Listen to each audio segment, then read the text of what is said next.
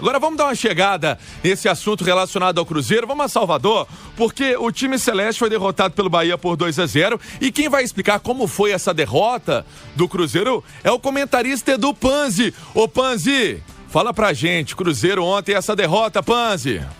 Não foi uma grande estreia do Cruzeiro, né, Pansieri? Derrota 2-0 para o Bahia em Salvador e foi uma vitória justa, podemos dizer, para a equipe do técnico Guto Ferreira. Tivemos um primeiro tempo equilibrado, o Cruzeiro teve duas grandes chances, uma nos pés do Wagninho, depois de um erro de saída do Bahia, ficou cara a cara com o Danilo Fernandes e desperdiçou. O Danilo fez uma boa defesa. E outra, no último lance do primeiro tempo, numa boa jogada pela direita, a bola caiu nos pés do meio-campista Pedro Castro. Ele ajeitou e deu aquela chapada, só que a bola beijou o travessão e o Cruzeiro não conseguiu transformar as oportunidades em gols. Bahia também teve uma boa chance na primeira etapa, num erro de saída do Cruzeiro, mas acabou sendo impedido de fazer o gol pelo bom zagueiro Oliveira. Veio a segunda etapa, o placar em branco, e aí as mexidas aconteceram. Primeira delas do Cruzeiro. Pesolano tira o Wagninho, coloca o Vitor Roque, tira o Leque, põe o Daniel Júnior. Cada um de um lado, Daniel pela esquerda, Roque pela direita. Ficou a mesma formação, você vai se lembrar, Pansieri, ouvinte do tiro de meta, daquele Cruzeiro e Atlético, do jogo da primeira fase, quando o Pesolano colocou Daniel na esquerda, Roque na direita e Edu de centroavante. Mas aí o Guto Ferreira também muda.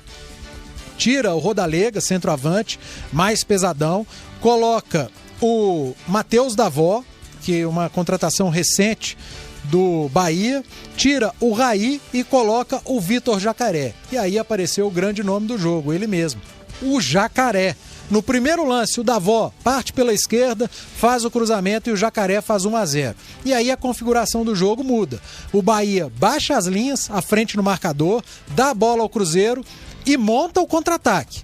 E no primeiro lance, no primeiro erro de passe do Cruzeiro do meio de campo, depois do 1-0, o lateral esquerdo, Luiz Henrique, rouba essa bola, já liga o Jacaré na esquerda. Ele parte em velocidade, traz para a perna direita na entrada da área e num belo chute faz o 2-0 para o Bahia, que ainda teve a oportunidade de fazer o terceiro com o Matheus Davó.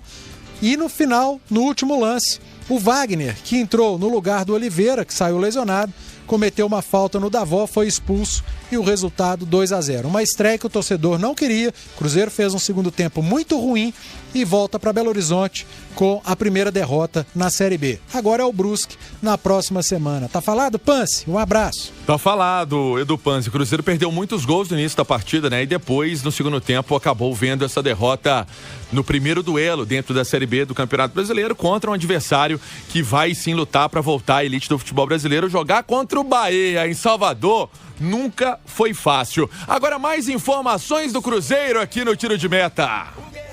Ô Samuel Venâncio, fala pra gente, o Cruzeiro após essa derrota, jogando fora de casa, conta aí pra gente, Samuel. Não vai ser fácil, Pansieri. Bom dia para o amigo ligado aqui no Tiro de Meta. O nível sobe bem e principalmente contra um dos candidatos ao acesso, que foi o Bahia. E a vitória ontem na Fonte Nova, em Salvador. O Cruzeiro volta no início da tarde a Belo Horizonte e tem treino à tarde. Terça-feira, o Cruzeiro faz o segundo jogo já na Série B do Campeonato Brasileiro. O duelo contra o Brusque, 9h30 da noite, no Mineirão.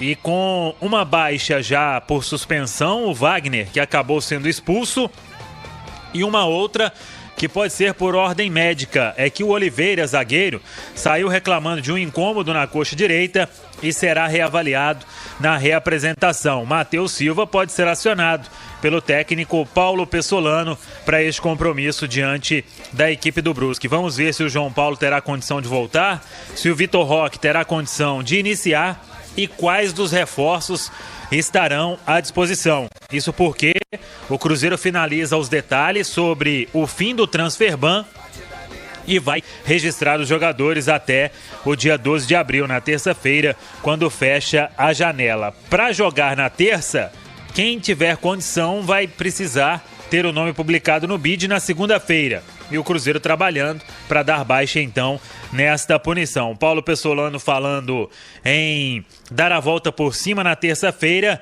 e para os jogadores entenderem que agora o nível subiu com a disputa da Série B, Pansieri. Subiu e muito. Eu conversava com o nosso Fábio Lizardo aqui, antes de começar o programa. Tem Vasco, tem Grêmio, tem Bahia. Ô, gente, essa Série B não tá fácil não. O Cruzeiro vai ter que realmente colocar esse carro aí no trilho, vamos colocar esse trem no trilho, esse carro aí certinho na estrada para conseguir voltar à elite do futebol.